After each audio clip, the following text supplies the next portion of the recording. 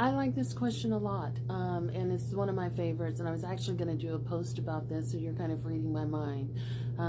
This commenter asked, I'm curious to know if these sex offenders are delusional, i.e., they believe there are shared feelings. The person that they are offending is consenting, or is it calculated and predatory?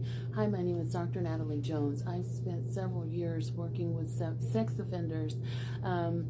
And I love this question because I think it hits sex offending right on the head in terms of the psychology behind it. And I want to say that two things can be true at once, meaning that both things that you said in your comments are true at the same time. There is a lot of delusion behind a lot of sex offenders. You do have some that aren't delusional, but by and large, for the most part, you have a lot of people that are very delusional. So for example, yes, they feel like, oh, this person likes what I'm doing. They're into me.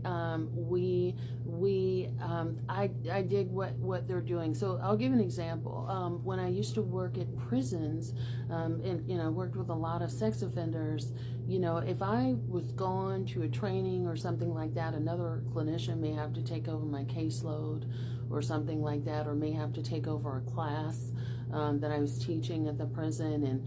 And any sex offenders knows when they're in prison, they already know the protocol, right? And the protocol is that your hands need to be where I can see them. Nobody's hands need to be in their pants and things like that. So all hands need to be on the table. Any guy that's done hard time or any time in California, I can't speak for other states, but any guy that's done time in California, especially if they're a striker, they already know what the deal is. So they don't need to be counseled. And I'm the type of person that, like, I did not play when it came to that kind of stuff. But if I was gone, someone else took over, and a clinician would be there. And again, we're all familiar with what type of population we're working with. And I come back and, Dr. Jones, so-and-so masturbated to me while I was running your group. And, well, what'd you do? And I'd be like, well, what'd you do? That kind of stuff. And, if you don't confront a guy, if you don't address the situation, the way it works in prisons, if you don't address the situation right then and there, it didn't happen. So you can't, I can't come in and give disciplinary actions after the fact, right? Like they got to discipline right then and there on the spot. But then they come back and then, they'd be like, well, Dr. Jones, so-and-so, can you handle it? And I'd be like, well, I can talk to the guy, but really it's ultimately your responsibility. And clinicians know this, right? But here's the other thing that happens when a clinician looks the other way or shies the other way. That guy becomes much more egotistical and grandiose. He begins to think, oh, she likes it. She likes me sticking my hands down her pants and violating her in a certain way, and she likes it because she didn't correct my behavior. So we're both on the same page. And guess what that guy is going to do?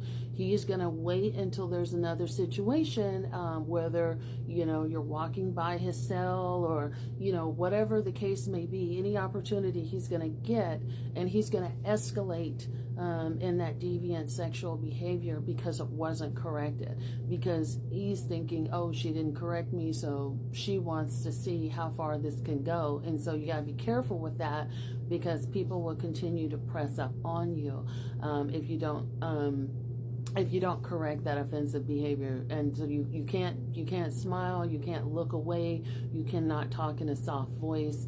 You really have to call that behavior out, and you have to embarrass them right on the spot in front of everybody else, because not only do they escalate in what they're thinking, but you got all these other people who are also offenders around them thinking that, okay, well, if she's into that, then with him, then maybe I can get in on it too. And that, so when people don't address deviant behavior, it really is a safety risk, not only just for that person, but for everybody involved, because it only takes a guy 2 seconds, if even that, to jump on you, and a lot can happen in 2 seconds. If with a large man, you just don't want to kind of take those chances. It is calculated and predatory, so a lot of people would, again, that would happen while I was gone. And usually it wouldn't happen with a guy that I'd know or that I had a rapport with for a while, because my guys that I have a rapport with, they all know better. So it might be a new guy, it might be a transfer, it might be a guy that's like really deviant and doesn't really give a damn. So they're just going to do what they want to do. But anybody, I never messed around with that kind of stuff. So it is very calculated and predatory, and most predators will tell you they're gonna, and I say this all the time. If you watch Animal Planet, which animal is going to get gobbled up first? It's going to be the one that's vulnerable, it's going to be the one that's weak, it's going to be the one that's sick, or it's going to be the one that can't fend for themselves, aka can't speak up. And so it is very calculated and predatory. But the other thing too, in terms of the delusional piece, a lot of times when I worked with these guys that would do, or women that would do this, they're gonna lie to me, and they're gonna spin some story about, it wasn't that, it was this, I was just casually walking by and my penis fell out. Something stupid, something stupid like that really makes no sense, right? And it's just gonna be kind of like one of those stories, and then we have to get to a place where we're confronting the truth. And, if I had a nickel, and this is just a general statement for how sex offenders respond. Well, she wanted it, and she was calling me with her eyes, and how she was, they were coming on to me. This is why I made the previous post about the toddler that was dancing provocatively, and all of these grown men are coming to pick her up.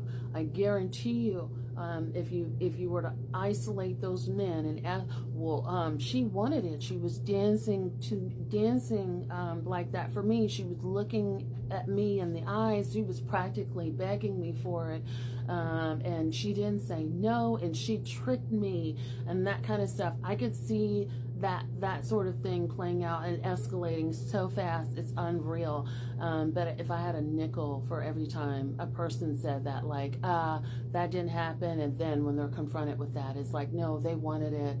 She was rubbing up against me, she was naked, there was this, there was that. Well, they never said anything, and so that made me think it was okay. There's all these sort of excuses to justify their delusion, but it is still very calculated and predatory. So two things can be true at once. Excellent question. Thank you for asking that.